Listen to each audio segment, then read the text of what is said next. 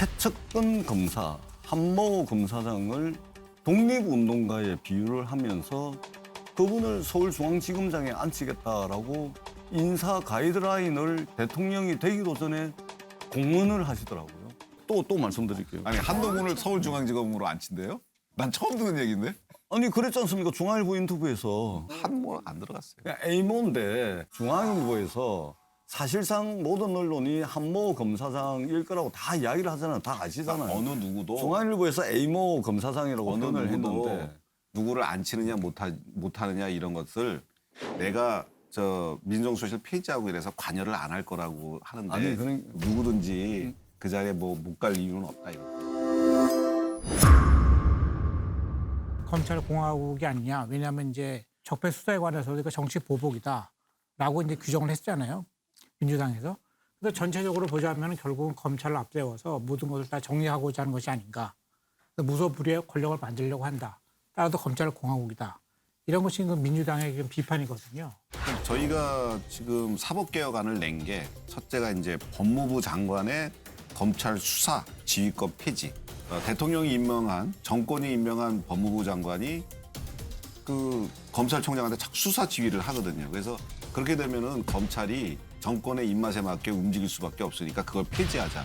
사실은 필요한 일이라고 봅니다. 수사지휘권 폐지가 부작용이 있다면 고쳐야지 검찰개혁에 대한 국민적 합의가 있는데 그거를 되돌리려고 하면 안 된다. 그러니까 부작용은 뭐 인정을 한다 하더라도 그것을 이제 검찰개혁의 대의를 되돌릴 수 없다는 것이죠. 특히 고도의 정치적 중립이 요구되는 검찰총장 출신이 바로 그냥 임기도 채우지 않고 박차고 나와가지고 정치를 하고 있습니다. 그것도 국회의원도 아니고 대통령을 하겠다고 지금 나와 있는 겁니다. 그것 자체가 검찰공화국이 되는 겁니다.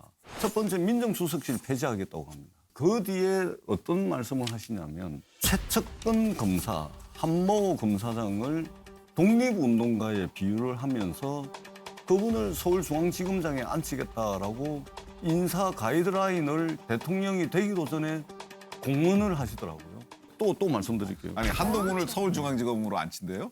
난 처음 듣는 얘기인데?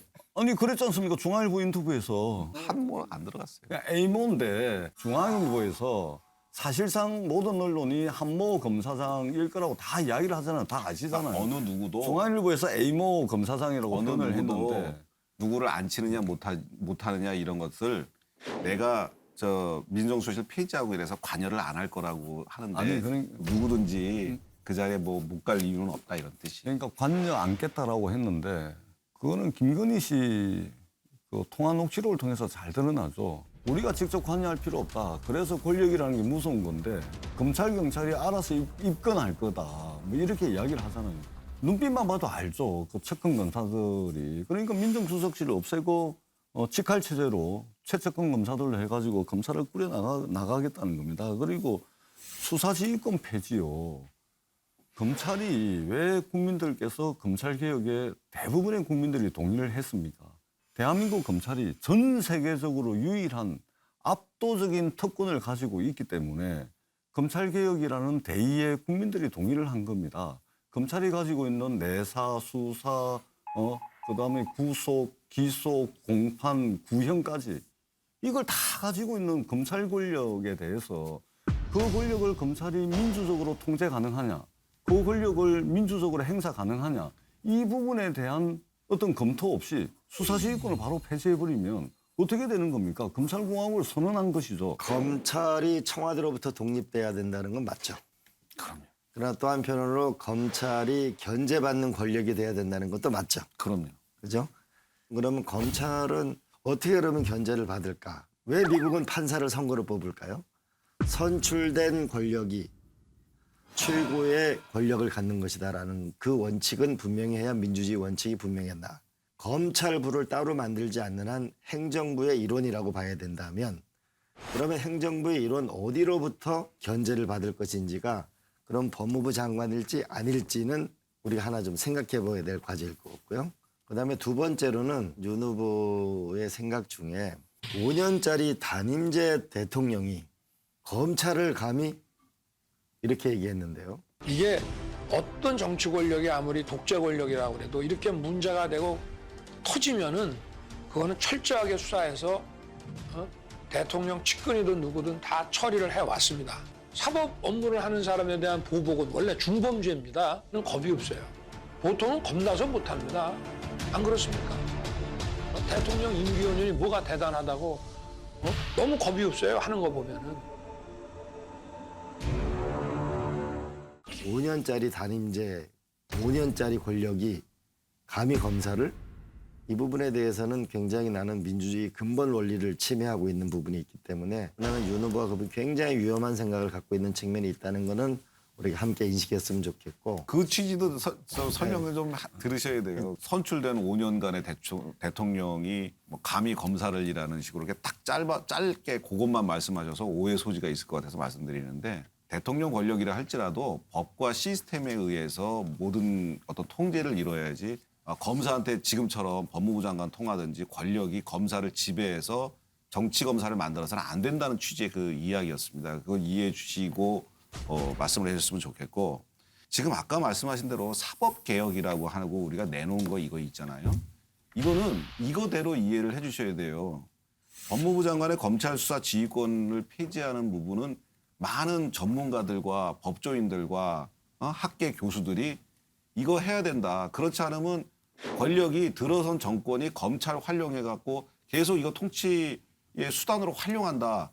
그래서 폐지해야 된다 해서 넣은 거예요. 이건 칭찬받을 일이죠. 법무부 장관의 수사 지휘권은 외압으로부터 검찰이 독립적으로 수사하게 하기 위한 것이었어요. 법무부 장관의 수사 지휘권을 통해서 얼마나 검찰을 청와대의 입김하에 그리고 장관이란 자리에 있는 사람의 입김하에 검찰을 좌지우지하려고 했습니까? 검찰이 독립적으로 법과 원칙에 따라서 수사를 해야지 왜 청와대가 임명한 법무부 장관이 검찰을 좌지우지합니까? 이건 청와대의 하명수사처가 되는 것이죠. 그래서 이걸 지금 고치겠다. 검찰 수사 지휘권이라는 것은 어쩔 수 없이 한 번 쓰는 건데 얼마나 많이 발동했어요, 추미애 장관이. 그러면 장관이 수사하죠. 장관이 검사입니까? 법무부 장관 수사 지휘권. 이거는 지금 추미애 장관이 남용한 그 수사 지휘권을 보면 폐지해야 된다. 그래서 검찰의 독립성을 확보해줘야 된다. 그 독립성은 뭐냐? 검찰이 법과 원칙에 따라서 수사하게 하는 것이다. 네, 수사지휘권 행사에 부작용이 있을 수 있습니다. 분명히 인정합니다. 그럼에도 불구하고 그것은 보완할 문제지 완전히 폐지는 저는 안 된다고 생각을 합니다. 가장 최근에 어떤 사건이 있었냐면 법무부 장관의 수사지휘권을 발동해가지고 결국은 지난 7년 동안 윤우진 전 용산세무서장 수사가 안 되고 있다가 수사지휘권 발동을 통해가지고 지금 구속 기소돼가지고 재판을 받고 있습니다. 지금 윤우진 세무서장 같은 경우도 사실은 거기에 변호사를 윤석열 후보가 지금 소개해줬니 안 해줬니 이런 보도가 굉장히 많지 않습니까? 그렇기 때문에 보안의 문제다.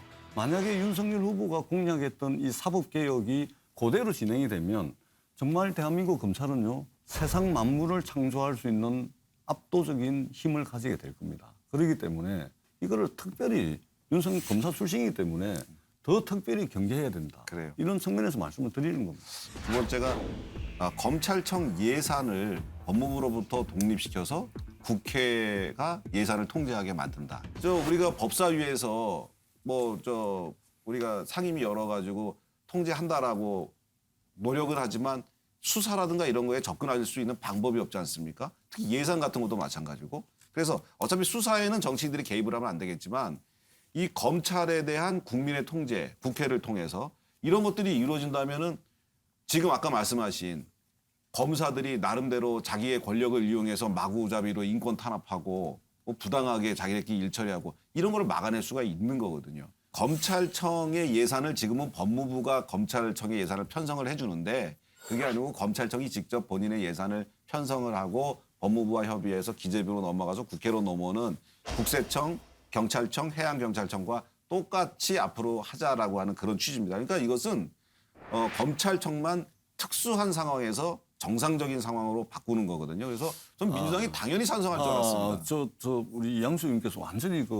있는 사실을 거꾸로 말씀을 하시는데 있잖아요. 법무부가 있잖아요. 네, 그거 팩트 체크합시다. 아니 나중에. 법무부를 그동안 법무부를 장악하고 있었던 분들이 검찰에서 파견된 검사들입니다. 그렇기 때문에 법무부를 통해서 말하자면 법무부와 그 협의를 해가지고 예산을 올려도 아무 문제가 없었던 것이죠. 그것이 마치 경찰청이나 국세청이나 관세청하고 똑같이 만든다라고 이야기를 하는데 사실은 그 반대인 것이죠. 아니 근데 지금 전재수 의원님은 그 반대를 위한 반대시고요. 그 검찰청 예산을 다른 외청들과 좀 독립시켜야 해서 독립성을 강화해야 된다. 그래야 정권의 예속을 안 받는다는 것은 네, 이거는- 많은 논문과 많은 교수들 이런 분들이 얘기하셨고 그동안 민주당이 야당일 때 주장 많이 하셨던 아니 그 얘기들이에요. 반대되는 것도 굉장히 많고요. 그 부분은 제가 한 번 더 확인을 해보겠습니다만 어떻든 윤석열 후보가 제시한 그 공약대로라면 세상 만물을 다 창조할 수 있는 권능. 아니 여태까지 설명을 했는데 왜 또 다시 이 말씀을 드립니다. 그러니까 우리가 한번 아까 더 좁혀봐요. 그러면 우리가 이제 검찰이 어떻게 견제받을 것인가라는 문제는 나경원 의원이 말씀하신 사법부도 하나가 있고 법무부 장관의 지휘권을 우리가 얘기하는 부분은 그럼 어디로부터 그럼 행정부 누구로부터 그러면 견제를 받을 건가라는 부분을 한번 생각을 같이 해보기로 하고요. 예산 부분은 그게 아마 독립되게 된다면 아마 철저하게 국회의 통제를 받아야 될 거고 그래서 이 대통령으로 선출된 권력이 민주주의 힘으로서 뭐냐면 검찰을 대하는 그 부분은 함께 우리가 한번 고려해야 될 거예요. 이광재 의원님 말씀하신 것처럼 선출된 권력의 그럼 통제는 과연 어떻게 할 것인가 이런 문제라든지 추가적으로 더 검찰을 더 인권기관으로서 공정한 그런 기관 수사기관으로서 할 수 있도록 자리매김할 수 있도록 그런 안을 추가적으로 민주당에서 제안해 주시는 게 좋겠죠. 국회 내에 검찰개혁특별위원회를 하나 만들어가지고 잘 만들어보죠. 5년 내내 하시더니 또 검찰 개혁하시려고요? 검찰개혁은 두 가지잖아. 이제 어차피 할 두 때는 가지 잘하시지. 그 청와대로부터 우리가 권력기관으로부터 독립할 수 있는 거. 또 하나는 견제받을 수 있다고 국민 누구나가 납득할 수 있는 거. 이제 이 시스템을 만들 때가 된 거 아닌가요?